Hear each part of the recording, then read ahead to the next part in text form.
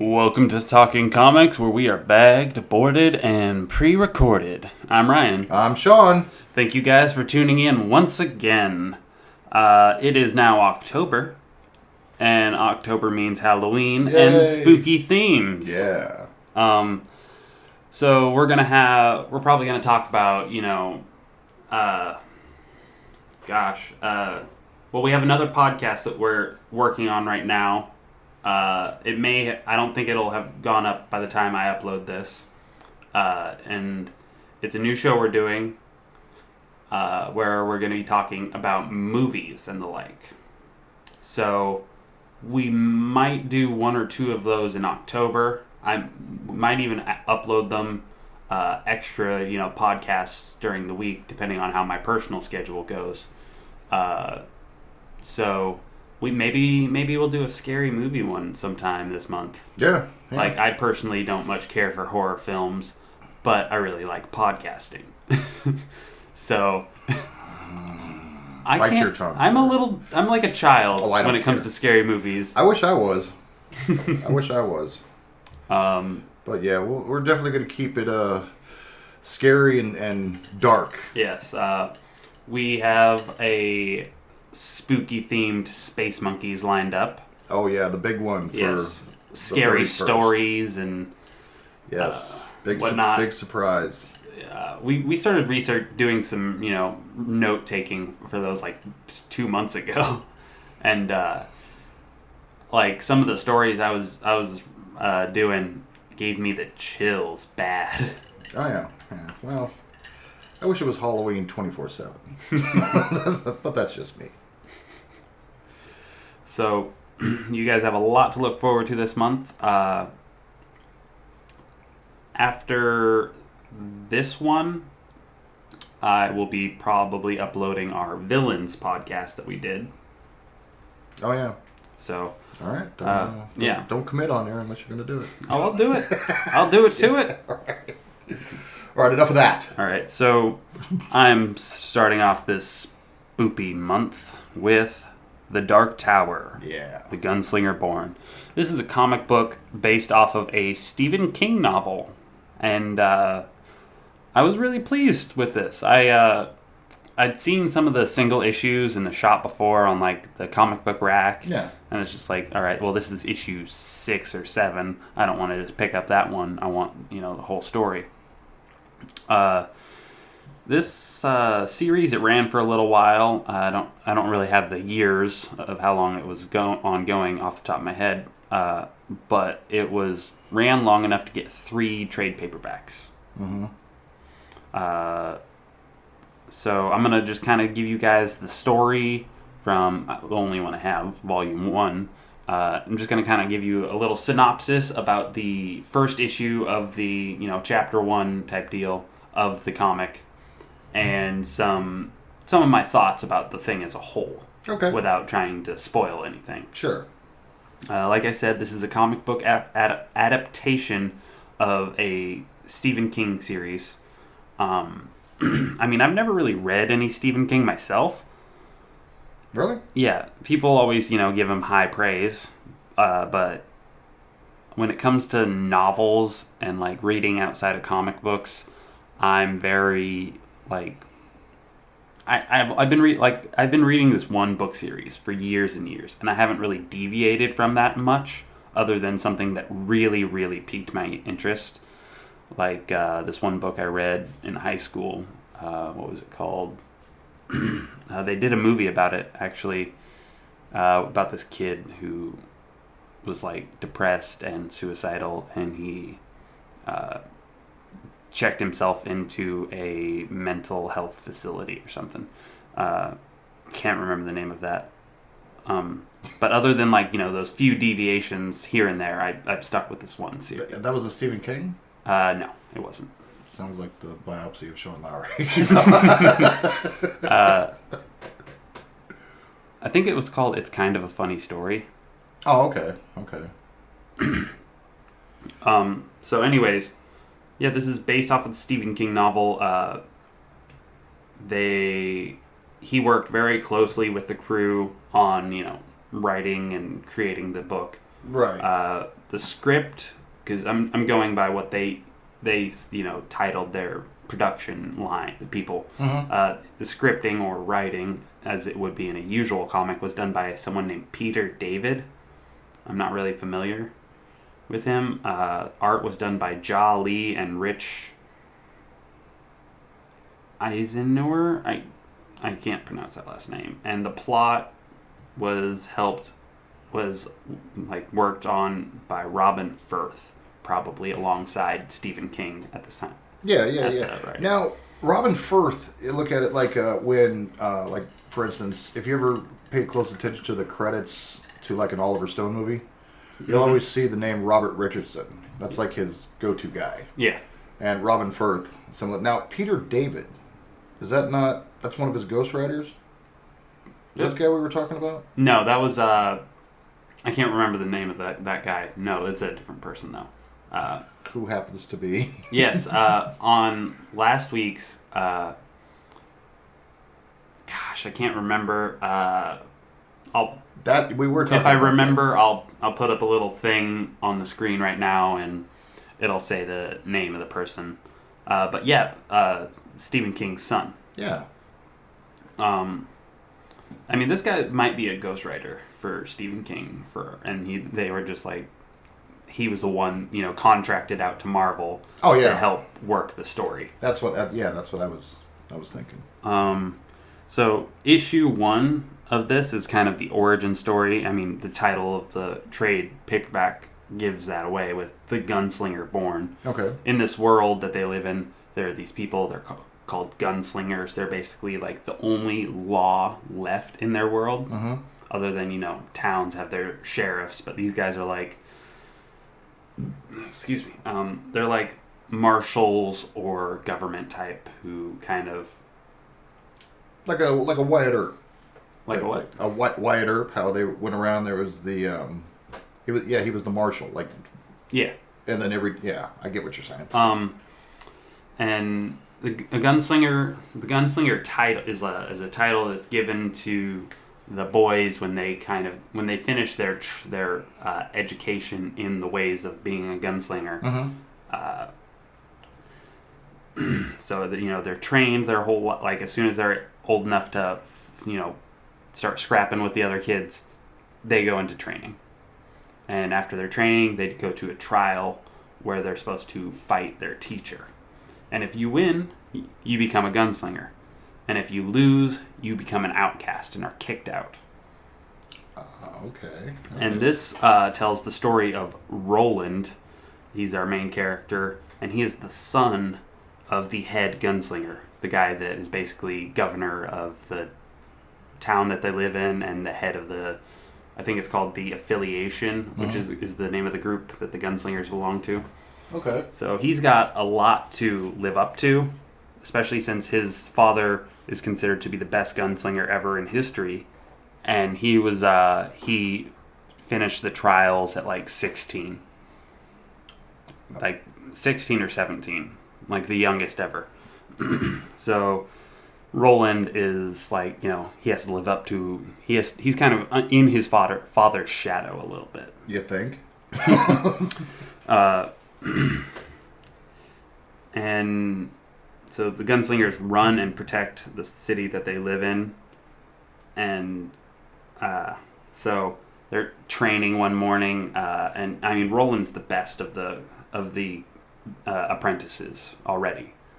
Like they're doing hawk training. They're training their hawks that day. Mm-hmm. And they have to, pull off the blind of their, ready, set, go. Pull off the blind, send the hawk, and it retrieves a bird. And as soon as go is said by the teacher, he's already got the blinds off and it's attacking, while everyone else is struggling to get theirs off. Oh, wow. Okay. So he's good. But at the same time, you're not quite as good as your dad. Or the bird. Bird's doing all the work, let's face it. And after training, Roland goes home to find his mother in bed with his father's court magician. Yeah. Well, it's very mythical demons and stuff in this world. Uh-huh. Little spoiler P.S. The magician is evil. He's a bad guy. And after seeing, he walks in on them, and the magician's clothed. The mom's naked in bed, covered up with a blanket, and has a bite mark on her neck and stuff. And he's he connects the dots. He knows what's going on. He's not dumb. Mm-hmm. So this pisses him off. So he's like, I'm gonna kill this guy. I'm gonna kill the magician. So he decides, I'm taking the trials today or tomorrow or whatever. Mm-hmm. So he goes to his teacher and he says, I'm taking the trials. The teacher, no, you're not quite ready. You know what happens if you fail. Think this through. Mm-hmm. This kid's young and dumb. He's not and angry. Yeah. So they're able to pick their weapon. And any weapon they want. Roland decides to use his hawk. Okay. And his teacher, he's the one that teaches these kids. So he's a warrior. He's teaching them to be warriors, so he has to be a great warrior. Mm-hmm. And they start the fight, and Roland, he may be young and dumb, but I use that as just an overall saying for anyone who's young. Yeah. He's actually very smart and strategic. That's why he chose the hawk. Now, instead of just him attacking the teacher with a weapon, there's two attacking the teacher. Sure. The hawk's going for his eyes, and he's going in for the punches. Yeah. And he knows that so he beats the teacher, and he passes his trials, and he is given the title gunslinger. Receives his guns, and he's like, I'm ready. I can kill him now. I can kill the magician. So he, thinking, there's a chance I might die, though. So he goes and spends the night with a whore. Like any man who thinks he's about to die does. Okay. The touch of a woman. And I guess, at this point, Roland was a virgin. So he just wanted to, Well, sure, yeah. He wanted to train all his guns. Training, yeah.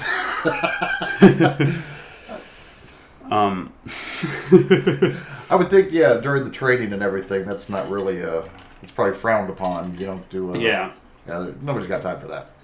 No sex before the big basketball game, right? Yep. So he goes and, him and the whore are sleeping, and someone comes into the room, so he grabs for his gun and goes to shoot. The gun shot from his hand. And throughout, one of the things that a gunslinger needs is they're always taught, never forget the face of your father. I don't quite understand the relevance it has to the stories, but it's just part of their thing, and it's like an honor and respect thing, or whatever. And the person says, you have forgotten the face of your father. So that's like a kick in the balls insult to, mm-hmm. them. And the person saying this is his father. Oh, wow. So his father's there, you're idiot. I'm going to have to put you down like a dog. And, Roland explains, well, this is because the magician is sleeping with mom. And his father's like, I've known for years. Okay. But you have not forgotten the face of your father. Because now he realizes why he's doing what he's doing. Taking the trial early and planning on going out and killing someone. But because the magician is evil and in ties with the big bad guy of the Dark Tower series, I can't remember his name. I can't remember his name. So he's a powerful bad guy in a sense.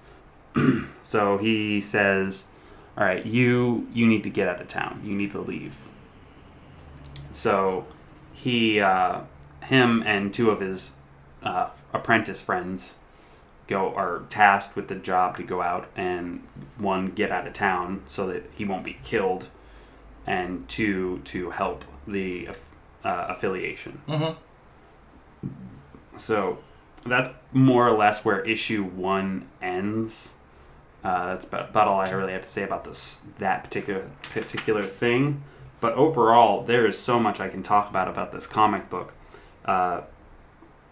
The art style is very clean and smooth, mm-hmm. but at the same time, they're kind of depicting a very gritty and morbid world.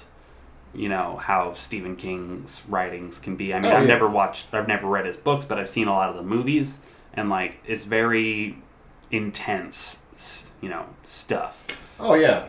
For me, it's kind of hit or miss when it comes to Stephen King. Yeah. This one, I have no doubt, will be, because they're making this into a movie now. Yes, I'm very excited about that. And between him and then the people they got doing it, I have no doubt this movie is going to be spot on. Yeah. Yeah, it was super good.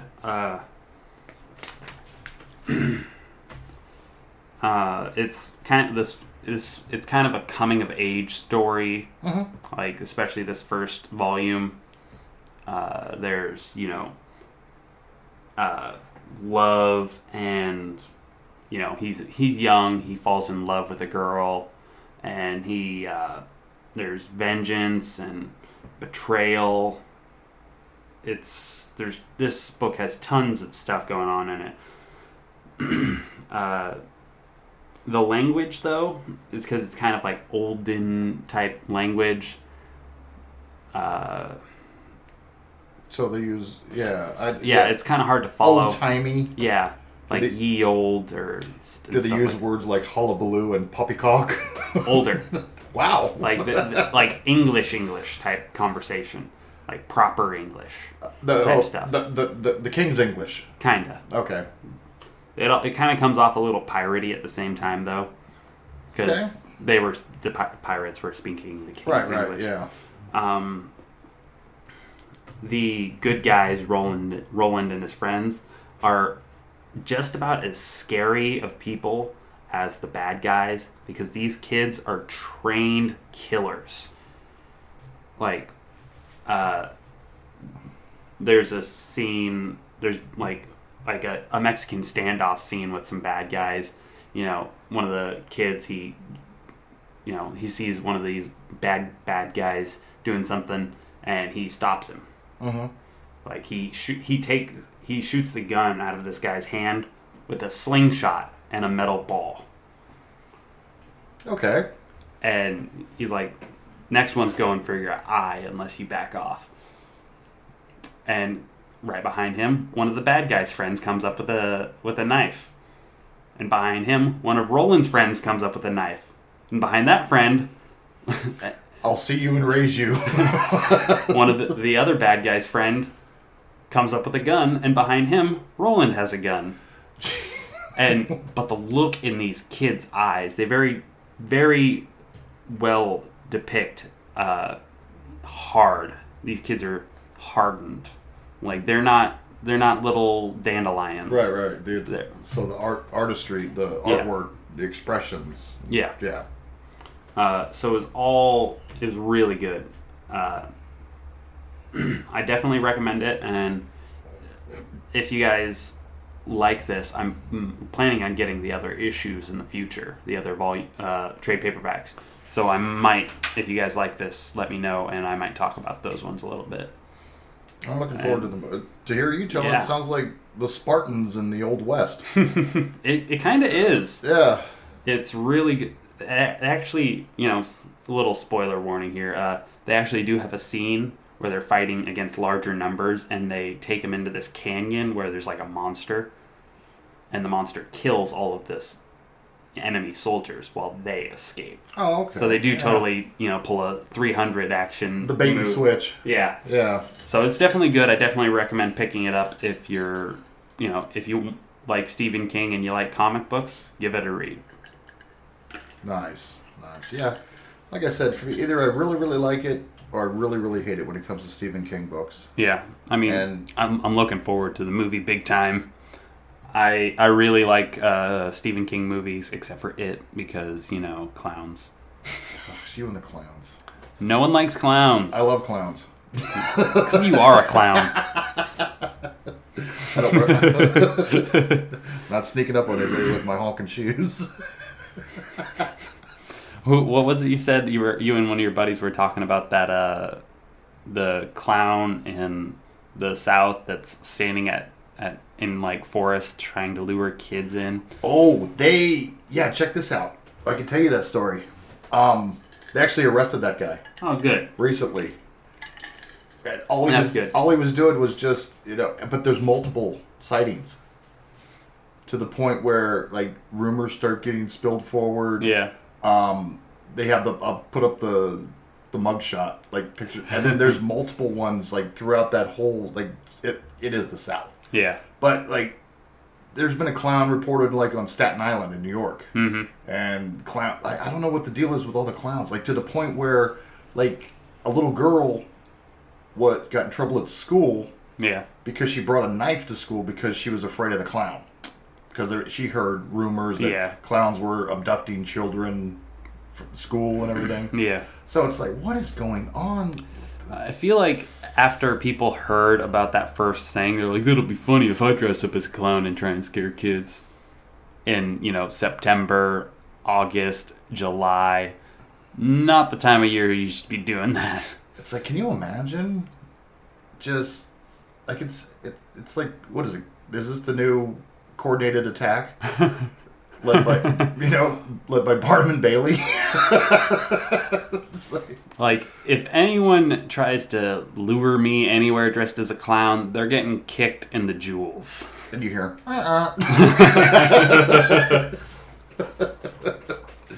Yeah, that's some weird, off-putting stuff. I mean, the one thing, it's obviously a wackadoo, but what you hear multiple sightings, like, in various regions of the country. Like, what's going on? Yeah. Stop clowning around. Anyway. So what do you got for me today? Are you familiar? I'm going way old school on this. No. Are you familiar with Dennis the Menace? Yes. The old, like, comic strip, newspaper, stuff like that. Yeah, I'm familiar of it. Yeah. Let me tell you the little dark side of Dennis the Menace. All right. Since we'll keep the dark theme going. And you mentioned slingshots. He was the first. Mm-hmm. Yeah. This predates Bart Simpson, obviously. Okay, a gentleman by the name of Hank Ketchum, who was born March 14th, 1920. Passed away June 1st, 2001. All right. Okay. Married, had a kid named Dennis. All right. It all started with he was supposed to be laying down for a nap. Uh-huh. And old Mr. Ketchum's in there doing his work, blah, blah, blah. Yeah. Wife comes storming in because the kid was not napping. He was sitting there destroying the room and the other room. And she came in and said, Hank, your kid. Because when the kid's bad, it's always bad, it switches over. Your kid is a menace. That gave him an idea, and he started doing the strip. Okay? Nice. Dennis the Menace, the little one-shots. I mean, anybody, even if you've never read one, got to know who Dennis the Menace is.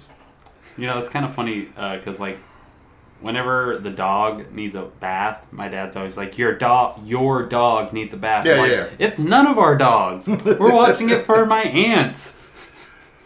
So, check this. Yeah. I know. It's like, this is your son or your dog. So, he worked on, Hank Ketchum worked on Dennis the Menace from 1951 to 94. Wow. Yeah. Based on the various... now, the real life Hank Ketchum, very interesting. Real life Dennis the Menace, even more interesting. Uh-huh. Wife passed away from a drug overdose. Oh, wow. Yeah. They lived in Geneva. Like, Europe? Yeah. Huh. Switzerland. Yeah. During that course of time, Dennis was having really, really bad problems in school. Mm-hmm. So he shipped him to Connecticut. Yeah. And where he continued his schooling. Hank Ketchum stayed in Geneva. Yeah. Remarried. Uh-huh. Started doing his thing, doing cartooning, doing the all that stuff. Yeah, yeah. little is known about Dennis other than after school, he, enlisted. He was in Vietnam War, and he came back. Never had any contact. Don't know. Yeah. I mean, you could run into a guy right now, necklace of ears, and be like, "Oh, I'm Dennis. Oh, I was Dennis." Yeah, sure you are, buddy. Oh, I really am Dennis the Menace. I grew up in Switzerland. All right, that's a fact. Not everybody knows. Please continue. Yeah, but here's the funny part. Hank Ketchum, yeah, for this. While in Geneva, drawing the comics and everything, he was approached. Now, I don't know the exact bridge or the circumstances of why. Mm-hmm. During the Cold War, or just after, he would go to. They would send him to various places, and he would cartoon. Mm-hmm. But if he saw anything, he would draw it. He was a spy. And if anybody came around, he'd immediately just put a big nose on it and make it all cartoony. But he was drawing for the CIA, so he basically, right. He was like a spy. So he was like doing the same kind of stuff Harry Houdini was at the time. Yeah. I mean, it was real easy to just sit there, and he could draw, and you just look at it and just start drawing. And like I said, if anybody would come within viewing, a quick, bubbly eyes or goofy hat or big nose or make it all cartoon, and he'd come back. I don't think anything came of it because there was never any decoration or nothing ever came of that. So, but I don't know, maybe the old wife, maybe it wasn't a drug overdose. But yeah, can you imagine he went on quote saying that any contact with someone, like that's just some things families go through at times. Yeah. So I would say, he'd probably Dennis the Menace, the real life one, would probably still be alive, just very elderly. Yeah. Yeah. But here's something. I wish we had a certain someone here with us who could give us more insight. Dairy Queen. Mm-hmm. Ready for this? Yes. Dennis the Menace was the mascot for Dairy Queen. Huh. Oh, yeah. Dilly bar. You got to buy a Dilly bar. Dennis, you remember that? Now that I think about it, I remember, when I was pretty young, seeing Dennis the Menace and Dilly bars being, a thing. Okay, check this out. From 1971 to 2001, he was the mascot. It's really? We've got... So, it's The Simpsons now. It's barely within, my easily rememberable, distant memories from being young. But they pounded, and even... he's not even relevant at this time. It's I'm looking at the dates here, and it pretty much... Hank Ketchum, it's I'm just going to ride this out till I die. Well, 2001, 9/6. And he passed away on... June 1st, 2001. Wow. So basically when the Twin Towers got hit, 9/11, just before that, we're like, all right, Dennis the Menace is done. You got your Bart Simpsons, the Simpsons have publicly acknowledged the fact that, I must be the Bart Simpson, or the Dennis the Menace of this generation. Well, you ain't even the Bart Simpson of this generation anymore, Bart. Yeah. But I mean, there must have been some sort of deal with Dennis the Menace, you just outlive your relevance, and you're just pasted on there so long. Does that's just... That's I wouldn't re-up as far as a business move. Yeah. But I mean, he went on the other characters too, like Heathcliff. You know Heathcliff? Uh-uh. It's like the poor man. I'm always making fun of Mr. Do. It's the poor version of Dig Dug. Heathcliff was like the poor man's version of Garfield. Or Casper. Yeah. Casper and Wendy and all those characters that just were clearly rip-offs of other characters. Yeah. But man, Hank Ketchum, man, made the money. Super spy. That's cool. You learned something. That's new. really cool. Man, during that time, every celebrity, it seemed like, was working for the government in one way or another. Yeah, well, hearsay or, Elvis got deputized as, a marshal or whatever, or a sheriff. I can't remember whatever it was. Oh, Clint Eastwood had his own police force in Sacramento. He was a police chief. Nice. Yeah, see, that's the thing. You got Houdini being a spy, stealing secret documents. Schwarzenegger's governor of California. What does that say about us as a society, really? Oh yeah, the Terminator. Not even from this country.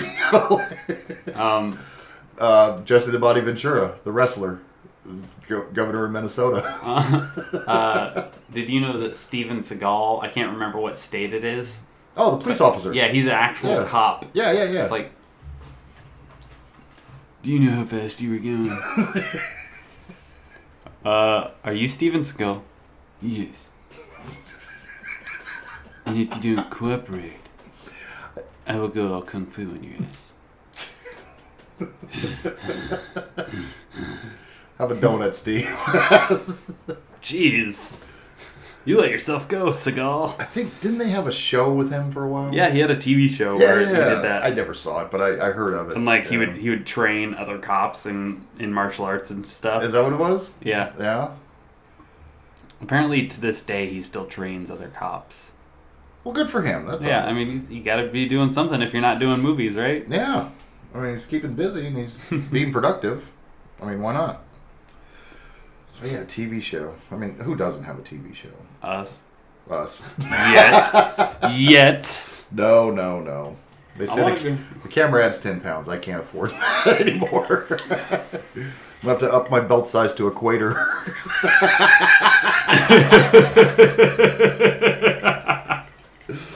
Speaking of TV shows, I know you know this one because it's still going on today. No. Sesame Street. Yes. We love Sesame Street. Mm-hmm. You watch it? I haven't watched it recently, but obviously I've watched the Street. I was watching it when you came over. This show, I mean, as a kid, all kids, everybody has been plopped down and watched Sesame Street. Yeah. When they were all young. I don't care who you are. You had to have. Could you name some characters off Sesame Street? Elmo, Big Bird, Bert, Ernie, Ernie. Oscar the Grouch. Yeah. Cookie Monster. So on and so forth. Exactly. Do you remember Big Bird's friend? Friend? His imaginary friend. What was it called? Come on. You can picture him, right? Yeah. Snuffleupagus. That's it, the Snuffleupagus. You want to hear a really, really dark story behind that? Maybe. Here we go. Okay. First of all, Snuffleupagus was a woolly mammoth with no ears and no tusks. Never explained. Yeah. Although there's a certain someone that does have an explanation for it, but we'll get to that later.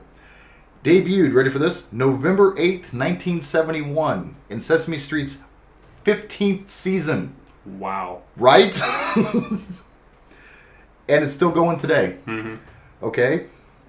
And there was the big thing where Big Bird was the only one. He was his imaginary friend, only Snuffleupagus.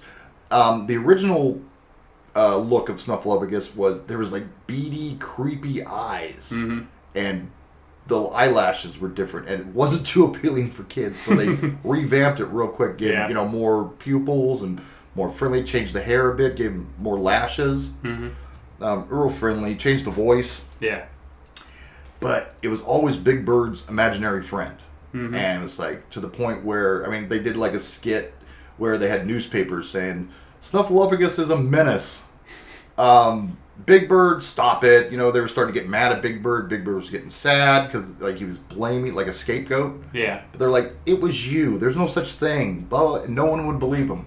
To the point where Snuffleupagus had this teddy bear that would sometimes he'd leave behind. Mm-hmm. It's like, oh, here's your teddy bear, Big Bird.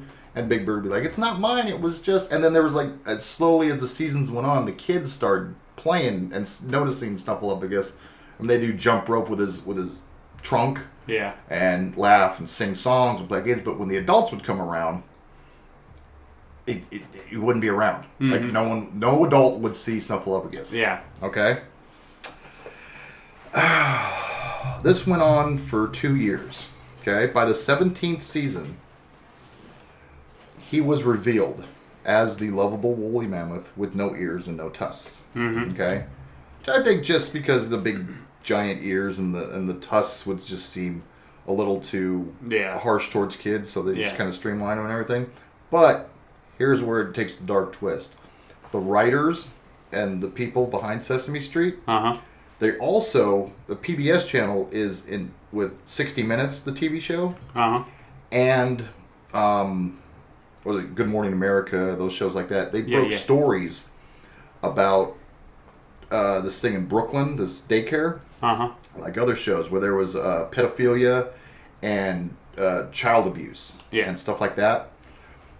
They turned around and made sure that, and then they did this big episode where all the adults could see Snuffleupagus, and they introduced him, and he was part of the family and everything real quick, because it was giving kids the idea that imaginary friend, that's what started out, like every kid has an imaginary friend. Yeah. But the real reason that they revealed Snuffleupagus was during that time, with all those charges and then the big busts and everything, because they'd make kids afraid that the parents would not believe if they were being touched. Oh, yeah, that makes sense. I was like, wow! Snuffy? This show's deeper than I thought. That's right, I'm dropping some science right there. Some dark science, but... Dark science. Snuffleupagus is... Sean Lowry. Snuffleupagus is breaking out the pedophilia rings. But yeah... That is talking about some darkness there with Dennis and Snuffy. Yeah. Now I'm just like thinking like makes you want to go to Dairy Queen to get a dilly bar and watch some Sesame Street. For some reason you got me thinking like about like Sesame Street's competition. Which is what? Muppets. No, that came way later. Well, in the years that. Although the Muppets did have some pretty cool guests. Mark Hamill, Harrison Ford, Carrie Fisher, Alice Cooper, Vincent Price. Kermit the Frog here. Oh, Jesus. I did that just so I could do my crappy Kermit the Frog impression. Well, and there's been numerous times where Matt and I have been compared to the judges. I can see that. That's us in the old folks' home later on. Look at this fat fuck in the wheelchair. Boy, that sure is ugly. You know you're ugly when you want to take a group picture and they hand you the camera. So yeah, that's kind of what I got. I'd keep it short and sweet right there, but a little creepy. So you thought the clowns were going to be the creepiest part. I think we got enough time for me to do a quick thing about one of my favorite comic book characters who is not necessarily scary, but it is from a dark series overall. Mm-hmm. It's pretty new.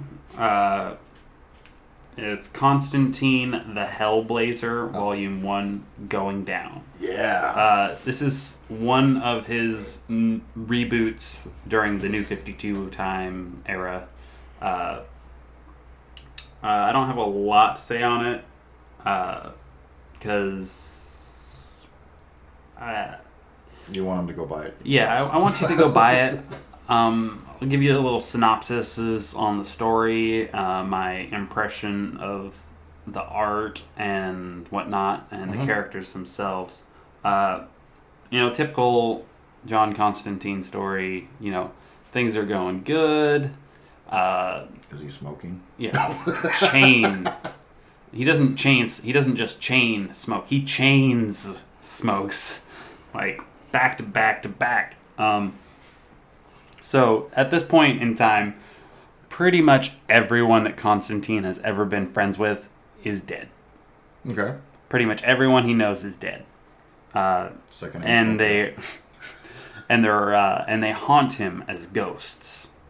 Not just like I'm haunted by the friends I've killed. Like, no, I feel bad. There's literally ghosts haunting him and giving him a hard time.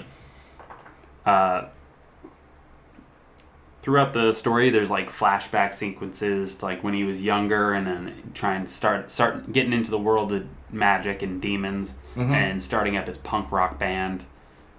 Oh, that's right. Yeah.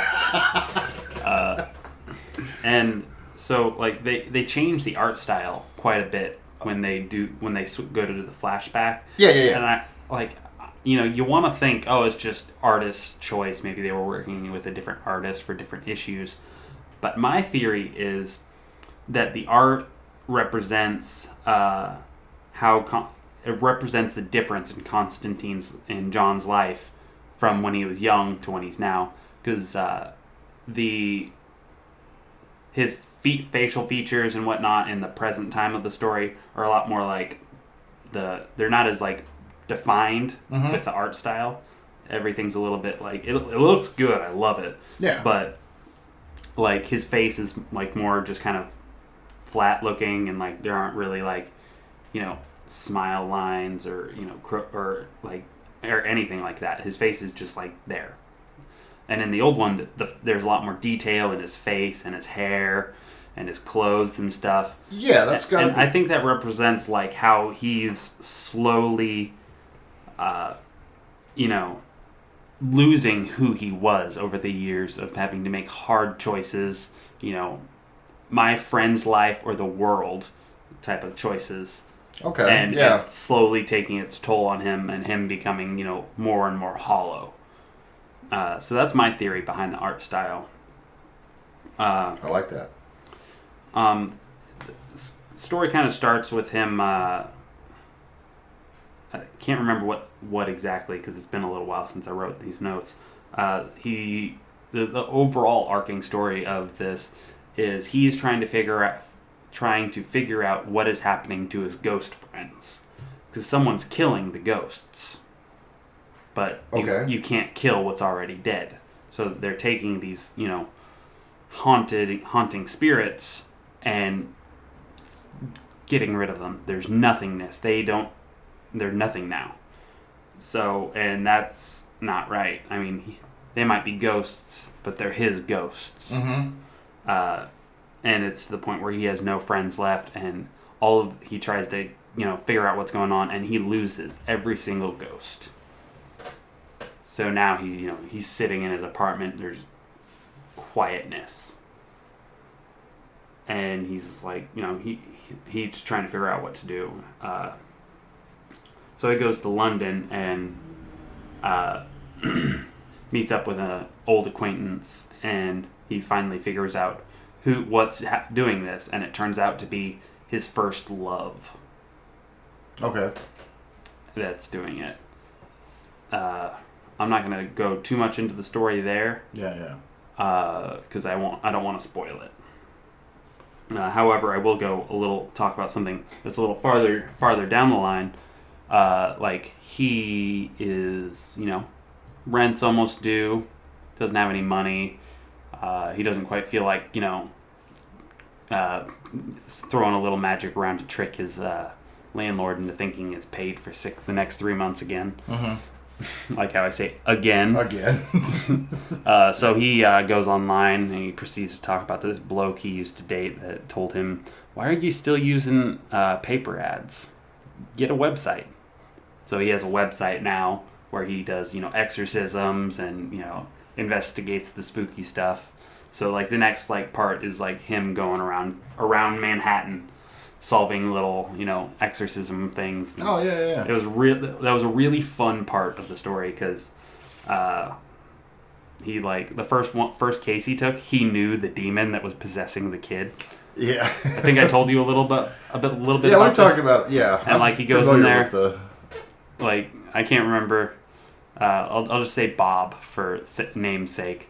Bob, is that you? You're still doing the whole possessing kids and not doing Bible verses? John Constantine, is that you? Yeah, remember it's like he's like, get the hell out of that kid and let's go have a drink. That's what we were talking about before. Like, oh yeah. Remember that thing? It's more like instead of an exorcism, it's more like two friends meeting at a bar and you know, deal with the overly drunk guy and get him out of there. All right, let's get you home.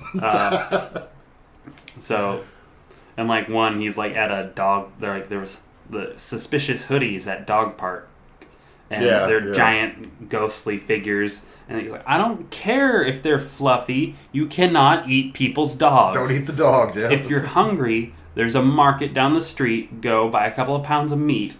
Eat them, then come back and you can play with the doggies. Yeah. So it's a really fun story. Like it has its very typical Constantine serious notes, but it is a fun story all around. Yeah. And I definitely recommend it. I recommend almost anything Constantine. I love it. Yeah. Because it's humorous and dark, all in the same comic. Mm-hmm. Especially these newer ones, they're really finding their footing again in the modern comic era. Nice. Because I mean, before with the original Hellblazer run, all they had to do was be dark and edgy, and now everyone's been dark and edgy. Oh yeah. So they have to come up with something new for them to do, and make him more interesting and lovable. So I'm definitely liking where this is going. I think the next volume of this, the next trade paperback, comes out here pretty soon. Can't wait to pick that up. Yeah, I'll have to check dates. I know. I after I read this, is volume 2 out? I go on the internet, Amazon, and I'm like, crap, it doesn't come out for another 2 months. When I looked it up, at least. It's probably closer now, but...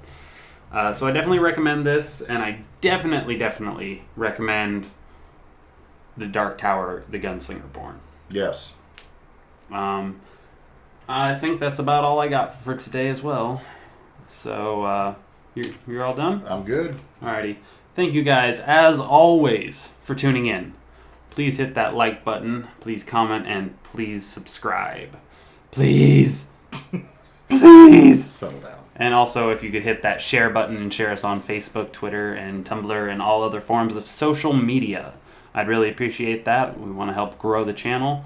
If you hear someone like, I just read this really good comic book, send us their way. And, maybe they'll like us too and hit that subscribe button. Yeah. I mean... the more the merrier. Yeah. I'd like to make a big thing out of this. I want us to touch people who love comics and make them a part of our... I want them to make us a part of their lives. So we want to be part of your nerd herd. Yeah. Let's build a nerd nest together. Ooh, nice. Located across from the police station, Scappoose, Oregon 97056. All right. So thank you guys for tuning in. And as always, have a day.